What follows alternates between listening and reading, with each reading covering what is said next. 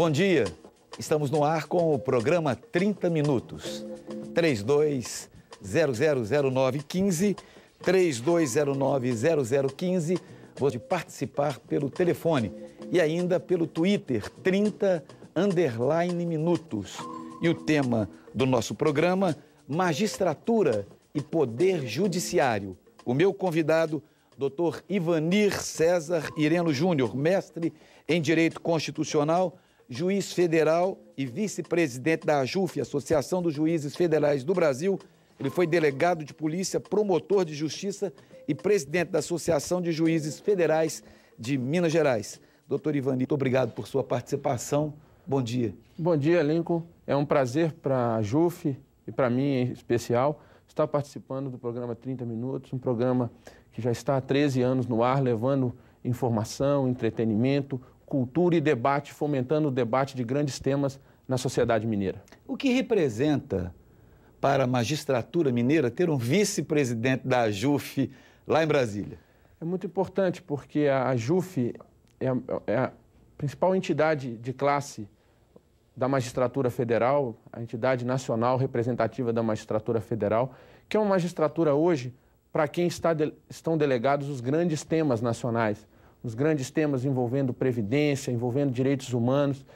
Então, a AJUF, como essa entidade que dá esse suporte, preocupa com o poder judiciário melhor, é muito importante, eu acho, para um estado igual Minas Gerais, que é o segundo estado maior em população, o terceiro maior PIB e a terceira maior processual do Brasil, ter um vice-presidente ajudando nas questões nacionais e também pensando um poder judiciário melhor para Minas Gerais. Como é que é o relacionamento da AJUF com o STJ, com o Supremo, com o CNJ? Relacionamento bom? Eles participam da AJUF? Como é que isso funciona? O relacionamento é um relacionamento independente, Lincoln, né? Porque nós somos uma entidade de classe ativa dos juízes federais e, como qualquer associação, trabalhamos independentemente do Estado. Trabalhamos para um Estado melhor, um poder judiciário melhor, mas de forma independente. Mas o relacionamento, nesses 40 anos que a AJUF completa esse ano, é muito construtivo, de muito diálogo. Um diálogo independente, mas um diálogo intenso, porque a gente acredita o seguinte, que só juízes, associações, sociedade civil, órgãos de imprensa e a cúpula do Poder Judiciário, o Poder Legislativo, o Poder Judiciário e o Poder Executivo juntos, trabalhando, pensando juntos e debatendo seus problemas, que a gente pode ter uma sociedade melhor e um Poder Judiciário melhor. Ok. 32090015, 30_minutos. Se você quiser conversar sobre o Poder Judiciário no Brasil, se você quiser maiores informações, tem dúvidas, nós estamos aqui para conversar um pouco. Tem as suas considerações, as suas críticas, o programa está à disposição para isso. Agora, como é que é essa situação? Ser promotor, delegado de polícia, juiz federal, como é que foi essa escalada? Você tão jovem, como é que foi isso? Eu comecei muito cedo. Aos 22 anos eu já era delegado de polícia, tive uma experiência de 2 anos no estado de Minas Gerais. Norte de Minas? Não, na região ali de Cordesburgo, Paropeba. Você é do norte? Eu sou de Curvelo. Sou de Curvelo, aquela bela cidade, próxima a Belo Horizonte. E depois, já assim, não me realizando, eu já procurei uma outra carreira no qual eu acreditasse que eu poderia ser mais útil e mais feliz pessoalmente. Então, fui para o Ministério Público, tive o prazer de ficar nessa grande instituição por 3 anos, fui promotor no norte de Minas, fui promotor em Belo Horizonte e em 2003 surgiu, acho que a maturidade e a vontade de ser magistrado. E com a vontade de ser magistrado na Justiça Federal, não por uma questão de importância, a Justiça Estadual e a Justiça Federal têm importância no cenário nacional. A única diferença é as causas que uma julga e as causas que a outra julga. Mas estou bastante feliz, já vou completar meus 10 anos de magistratura e muito realizado e animado com os desafios que virão. Muito bem. Já começando a nossa interatividade, o Cristiano Araújo, que é do bairro Funcionários, ele faz a seguinte pergunta e, ao mesmo tempo, até mesmo uma consideração. Percebo uma certa preocupação de Cristiano Araújo. Foi vinculado na imprensa que os vizinhos ao Brasil querem estatizar a venda e produção de drogas. Doutor Ivanir, o senhor não acha que isso aumentaria o tráfico no Brasil? Lincoln, eu fui juiz por 1 ano e 2 meses em Tabatinga, no interior do Amazonas, fronteira do Peru com a Colômbia. Primeiro é importante frisar que o Brasil é vizinho dos principais produtores de droga do mundo, principalmente a cocaína. O Paraguai, a Colômbia, o Peru, o país. Então, quer dizer, nós já vivemos esse grande problema com uma fiscalização muito frágil em nossas fronteiras. Me preocupa muito esse problema. Eu não vejo com bons olhos a estatização ou a liberação do uso da droga. Porque é muito fácil se falar em uso, por exemplo, liberar o uso da maconha, que é uma droga que a gente vê assim, as pessoas ao nosso lado usando, e não traz um problema social, um problema físico, um problema orgânico para aquelas pessoas que estão usando imediato. Como cigarro, a pessoa fuma 30 anos, só lá na frente, muitas vezes, vai se deparar com câncer de pulmão. Mas você já se pensou em liberar o uso, por exemplo, do crack? Uma droga que, com pouco tempo de uso, duas, três momentos de consumo, cachimbos ali, a pessoa já está viciada e depois consumida, seja no aspecto físico, seja no aspecto mental. Então, isso me preocupa muito e eu tenho certeza que, institucionalizado esse uso de droga, o Brasil vai mais uma vez com seus vizinhos, que aí vão poder produzir liberadamente. E qual o grande mercado consumidor disso? É os Estados Unidos na América do Norte e o Brasil na América do Sul. Então, vejo com muito maus olhos. O que eu acho é que a gente tem que ter uma política mais séria de educação da nossa população, dos nossos jovens, repressão e tratamento das pessoas que, infelizmente, já se perderam no caminho das drogas. Ok, eu estou com o Francisco, ele é da cidade de Itapecerica, aqui de Minas Gerais. Como o senhor vê o juiz de paz que não tem remuneração e está no artigo 98, inciso 2º da Constituição Federal? Lincoln, o Brasil é um país enorme, com dimensões continentais, mais de 5.000 municípios, e o Poder Judiciário não pode estar totalmente perto da população.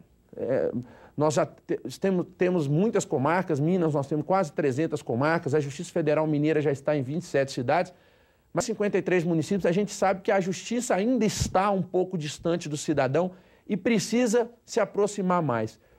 Uma ideia que a Constituição plantou e que, infelizmente, não pegou de verdade foi a dos juízes de paz. A gente acredita que isso pode sim ser difundido para deixar pelo menos uma pessoa que represente a justiça mais próximo à população, para ser mais fácil aquele canal de solução das questões, um canal de conciliação. Quem pode ser juiz de paz? Um canal.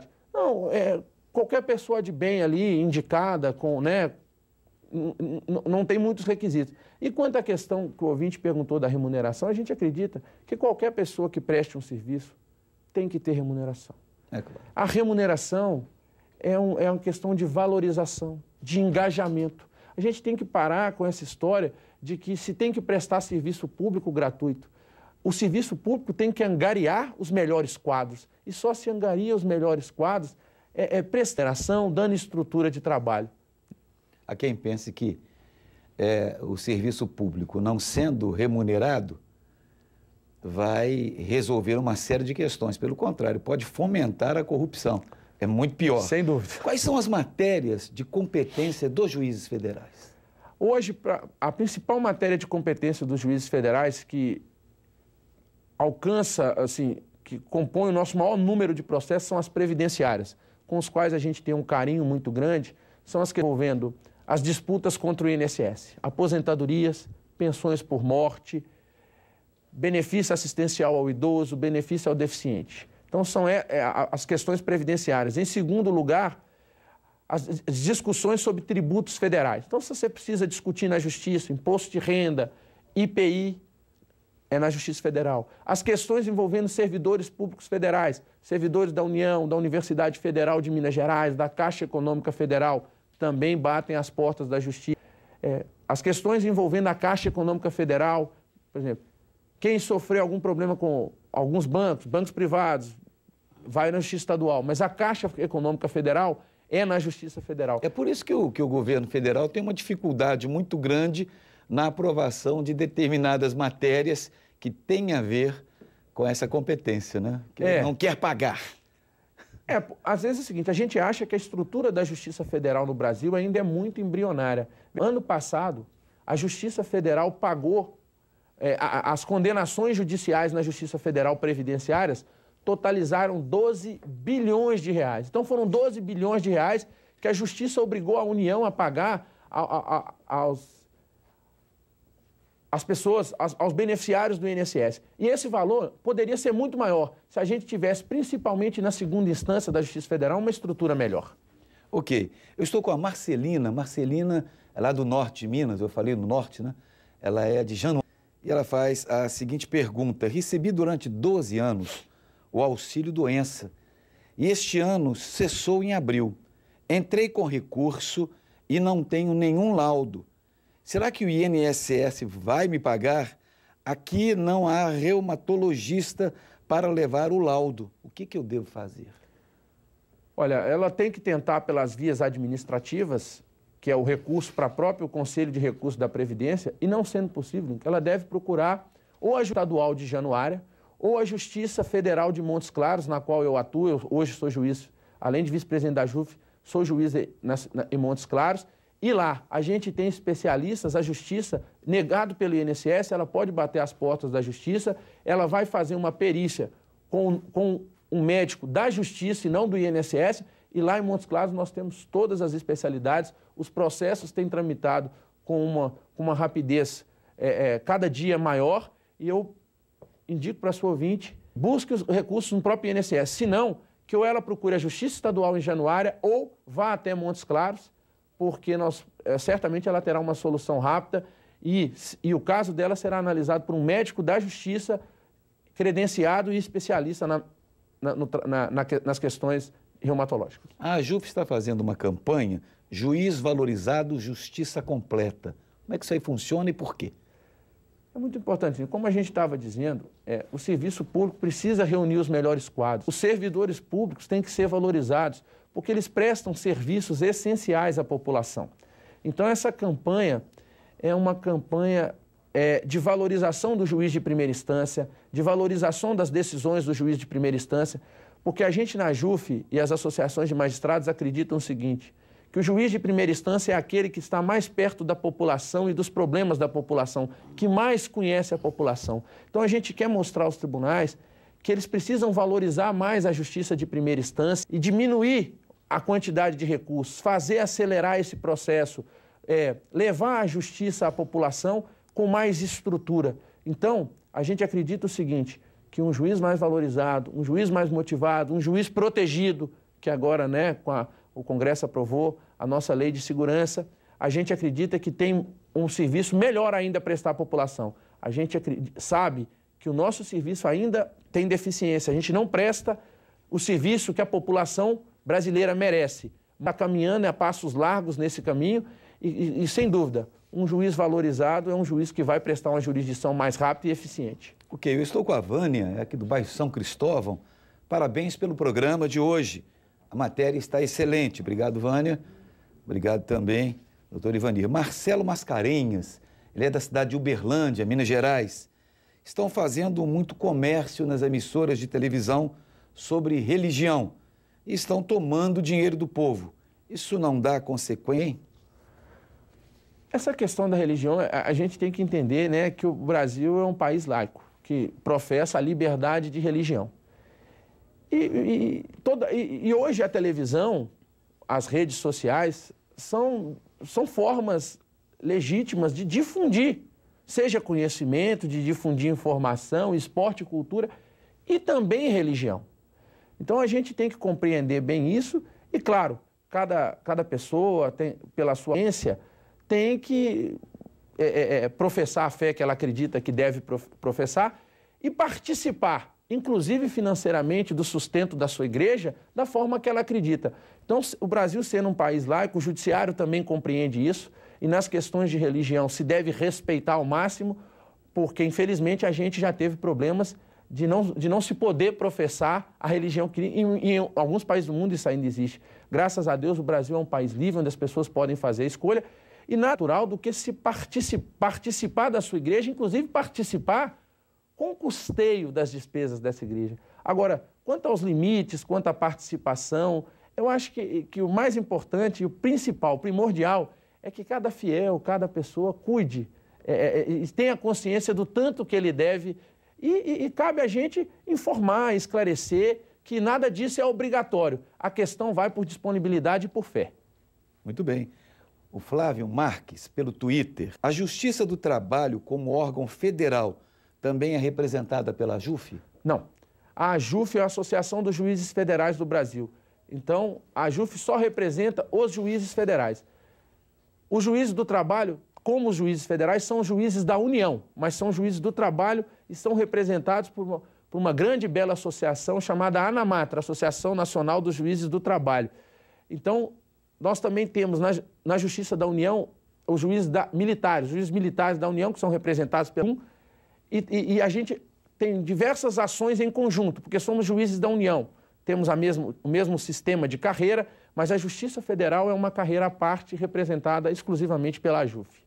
Ok, 3209-0015 ou 30_minutos. Você pode participar do programa de hoje e temos como tema Magistratura Brasileira. Eu estou aqui com o professor Carlos Damasceno de Moraes, do Anchieta. Como funcionam os tribunais federais? Lincoln, é o seguinte. A Justiça Federal na Constituição de 88 foi estruturada da seguinte forma. Nós temos os juízes federais em diversas cidades espalhadas pelo país. Antes só na capital, hoje, graças a Deus, no interior mais próximo à população. Minas, por exemplo, hoje nós temos juízes federais em 27 cidades mineiras.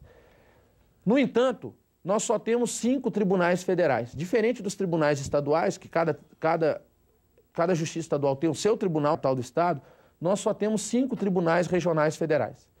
Então, a justiça foi regionalizada e Minas Gerais pertence à primeira região. É uma região que engloba 14 estados, 13 estados mais o Distrito Federal. Então, eu sou juiz em Montes Claros. Eu dei uma sentença lá em Montes Claros, uma das partes não ficaram satisfeitas, elas recorrem ao tribunal. A qual tribunal? Ao Tribunal Regional Federal da primeira região, com sede em Brasília. Então, hoje, nós temos um sistema de tribunais na Justiça Federal antiquado e que não atende mais a sociedade brasileira pelo tanto que ela cresceu e se desenvolveu. Vejam bem, 35% de tudo, quase 40% de tudo que está no TRF1 pertence a Minas. Então, é absurdo que um advogado mineiro precise ir em Brasília para despachar um processo, um recurso. Então, a JUF já trabalha há muitos anos na PEC 544 para melhorar esse sistema recursal. Hoje, Lincoln, é bom esclarecer que pequeno número de tribunais e pequeno número de desembargadores em segunda instância, a Justiça Federal é a justiça na segunda instância mais lenta do país. Interessante que eu estou aqui com uma pergunta, uma consideração da Flora Mascarenhas, outro Mascarenhas também, só que esse é de Belo Horizonte, do centro. Diz, é um absurdo o que acontece na segunda instância em Minas Gerais. Os processos ficam parados em Brasília e, quem sabe, depois de mortos, tenhamos as respostas. E ela não está mentindo, Lincoln. Infelizmente, é uma realidade. Eu vou te dar alguns parâmetros. Quem tem o Tribunal de Justiça de Minas Gerais, o Tribunal Estadual, está julgando os recursos que chegam no tribunal com uma média de 180 dias. O TRT, a Justiça do Trabalho, a segunda instância da Justiça do Trabalho em Minas Gerais, que tem 49 desembargadores, ela está julgando com 73 dias. O TRF1 está julgando com 6 anos, 7 anos, 8 anos. Agora, veja bem, um juiz federal nega um auxílio-doença, como daquela sua ouvinte de Januária. Fica 7 anos, 6, 7 anos no tribunal, ela tem chance de morrer sim, de morrer de inanição, de morrer porque ela não conseguiu a renda necessária para custear suas despesas. Ela está doente, não pode trabalhar. E, infelizmente, a justiça demora 7 anos para dar uma solução, e essa justiça é uma justiça que a gente não pode aceitar mais. Ok. Eu estou com o senhor Roberval. Contratei um advogado que me enganou, ficou com parte do meu dinheiro e não resolveu nada. Como faço para buscar um ressarcimento, o meu dinheiro de volta e punir este homem que me solapou dessa maneira? O primeiro caminho, Lincoln, é procurar a OAB, o Tribunal de Ética da OAB, levar o caso, toda a documentação que a pessoa tenha, Porque o ideal é quando a pessoa procura um advogado, faça o contrato de honorários, o contrato bem claro, até que momento ele vai acompanhar o processo. Então bata as portas do Tribunal de Ética da OAB, a gente sabe que a OAB tem procurado unir os maus advogados, reparar as pessoas que foram enganadas por advogados. Em toda a profissão tem gente ruim, né, Lincoln? A gente sabe disso. E caso o Tribunal de Ética da OAB não atue, não consiga resolver o problema, eu acho que o caminho ideal é procurar o Ministério Público, fazer uma representação junto ao Ministério Público, para, quem sabe, ser iniciada uma ação penal e uma ação civil que faça o advogado reparar os prejuízos que ela causou ao seu ouvinte. Ok, eu estou com a Cristina Silva pelo Twitter, 30_minutos, ou 320900, nosso telefone. Por que o governo dificulta tanto a aprovação dessa PEC 544? Economia boba?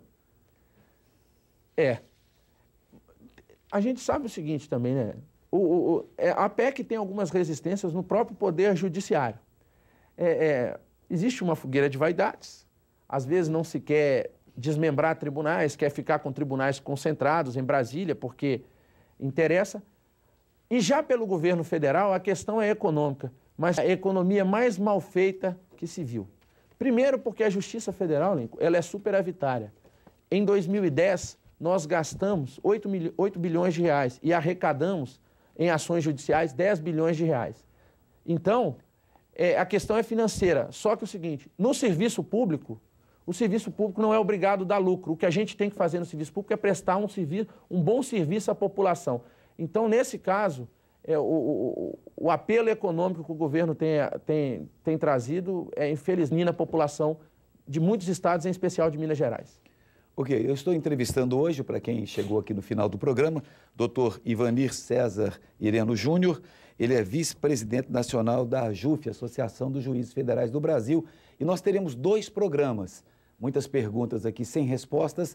E na semana que vem, nós teremos aqui a continuação deste programa. Portanto, você pode continuar fazendo as suas perguntas, caso elas não sejam hoje respondidas, na semana que vem, por certo. Nós temos aqui 6 perguntas importantes, vamos dar celeridade nelas, porque nós temos 6 minutos. A Neila, também de Uberlândia. Meu filho é esquizofrênico e INSS nega a pensão. O que eu devo fazer?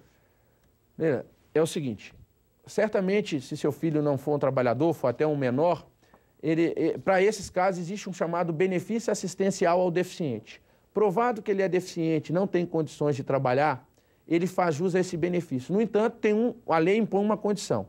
A família deve ser pobre. Então, quer dizer, tem que ter uma renda per capita abaixo de 1/4 do salário mínimo. Então, além de ser pobre, tem que estar demonstrado que ele não tem capacidade de trabalhar, aí ele tem direito a um benefício, que é assistenciário, de um salário mínimo, que é o chamado LOAS deficiente. Então, se foi negado junto ao INSS, bata as portas do Juizado Especial Federal de Uberlândia, que certamente sua questão vai ser aferida e, se você tiver direito, esse direito vai ser implementado. Fernando Germiniani, ele é de Pouso Alegre, Minas. Por que as estradas mineiras precisam de tanta burocracia para serem arrumadas? E quais as melhorias para os aeroportos e construção de estradas, principalmente do sul de Minas? É vontade política, né, Lincoln? E consciência do governo de que ele está lá para servir a população. Então, nós temos que parar com esse apego materialista a superávit fiscal, a gastos desnecessários e preocupar com o que mais interessa. O Brasil é uma guerra todo ano. Nós matamos mais que o Iraque, o trânsito nosso mata mais que o... Então, quer dizer, nós temos que eleger prioridades. E parece que a prioridade é o bem-estar do ser humano, é a segurança do ser humano. Então, o que tem que ser feito é o governo se conscientizar disso e nossos representantes se conscientizarem disso e a gente focar o gasto dos recursos que estão aí. O Brasil hoje é a 6ª economia do mundo. O 6º país mais violento do mundo. Isso. Então, quer dizer, temos que investir em gente, investir na população.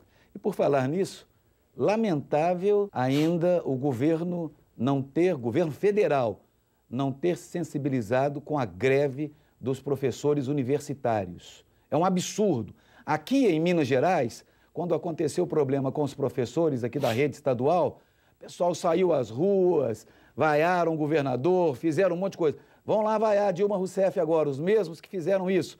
Somem-se aos professores federais. Um absurdo que o governo federal está fazendo com os professores de nível superior no Brasil das escolas.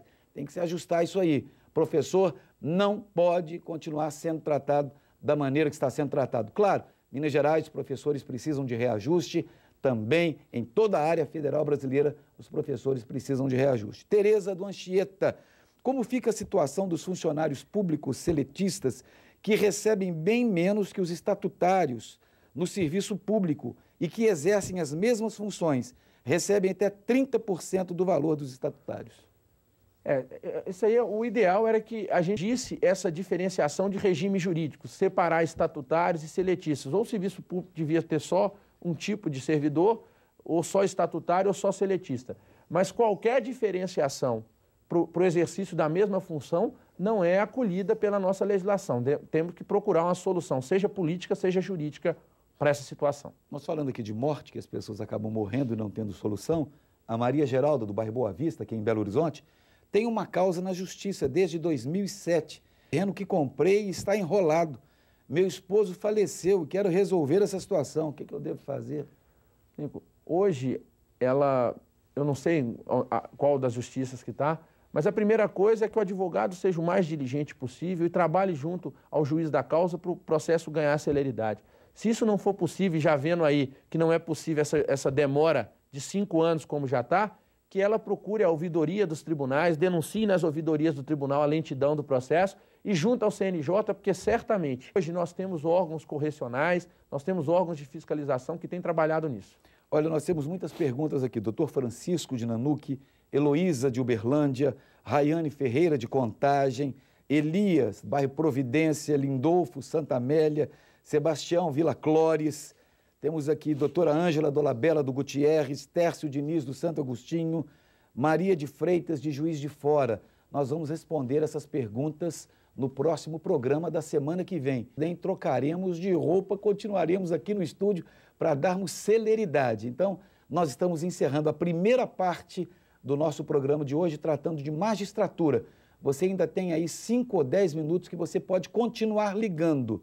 Você pode continuar ligando para colocarmos para a semana que vem. Vamos dar uma pausa neste programa e voltarmos na próxima semana. Doutor Ivanir, muito obrigado por essa primeira participação. Eu que agradeço e parabéns pelo programa. E parabéns a você pela facilidade nas respostas. Querendo Deus, estaremos aqui na próxima semana. Grande abraço para você. Até lá.